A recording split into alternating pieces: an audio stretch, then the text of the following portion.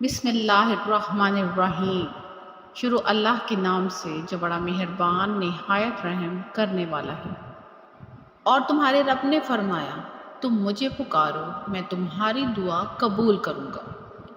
دنیا کی زندگی آخرت کے مقابلے میں ایک متاع قلیل کے سوا کچھ بھی نہیں۔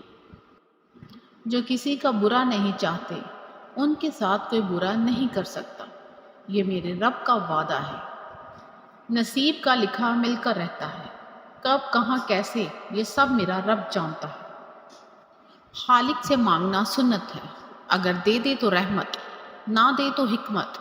مخلوق سے مانگنا ذلت ہے، اگر دے دے تو احسان، نہ دے تو شرمندگی۔ حضرت علی۔ اللہ تعالیٰ کی رحمت کی پہلی نشانی یہ ہے کہ انسان کو اپنے عیب نظر آنے شروع ہو جاتے ہیں۔ تمہیں آزمائش میں ڈالنے سے پہلے وہ تمہیں آزمائش سے نکالنے کا وسیلہ بناتا ہے۔ رب سے کہہ دینے میں جو سکون ہے وہ کسی سے کہنے میں کہاں۔ ایک آدمی سے کسی بزرگ نے پوچھا، میرا اللہ اس وقت کیوں نہیں سنتا جب میں مانگتا ہوں؟ بزرگ نے مسکرا کر کہا، وہ تیرے گناہوں کی سزا بھی اس وقت نہیں دیتا جب تو کرتا ہے۔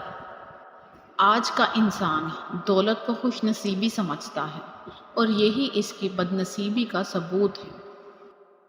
جس نے سکھ میں شکر ادا کیا اس نے دکھ میں رب کو بہت قریب پایا، اور اللہ جسے چاہے سیدھی راہ دکھائے۔ تم وہ مانگتے ہو جو تمہیں اچھا نظر آتا ہے، اللہ وہ دیتا ہے جو تمہارے لیے اچھا ہوتا ہے۔ صبر رکھو، ہر چیز آسان ہونے سے پہلے مشکل ہوتی ہے۔ لوگوں کے سامنے مسکراتے رہا کرو اور اللہ کے سامنے رویا کرو، کیونکہ دنیا مسکرانے والوں کو پسند کرتی ہے اور اللہ رونے والوں کو۔ سورج کی شعاعیں کتنی تیز ہوتی ہیں، مگر معمولی سے بادل ان شعاعوں کو روک دیتے ہیں۔ اسی طرح گناہ کتنے ہی زیادہ طاقتور ہوں، نماز انہیں روک دیتی ہے۔ اپنے سے اچھے کو تلاش کر، اپنے جیسے کے ساتھ تو عمر ضائع کرے گا۔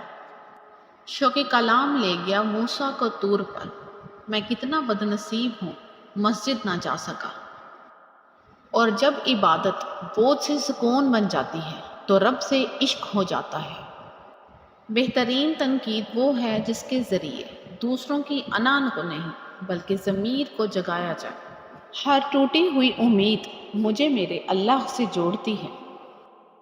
زندگی کا سادہ سا اصول بنا لو، کسی کی مدد کر سکتے ہو تو کر دو اور بدلہ اللہ پر چھوڑ دو۔ اس سے زیادہ نفع کا بزنس اور کوئی نہیں۔ نس نس سے واقف ہے، رگ رگ جانتا ہے، مجھے خود سے زیادہ میرا رب جانتا ہے۔ صورتیں کتنی بھی حسین ہوں، سیرتوں کی محتاج ہی ہوتی ہیں۔ گناہوں سے نجات وہی پاتا ہے جو اقرار جرم کر لے، اور ندامت کے لیے توبہ ہی کافی ہے۔ اگر آدمی کی نیت درست ہو اور وہ کوشش شروع کر دے تو اللہ تعالیٰ کی مدد آ جایا کرتی ہے۔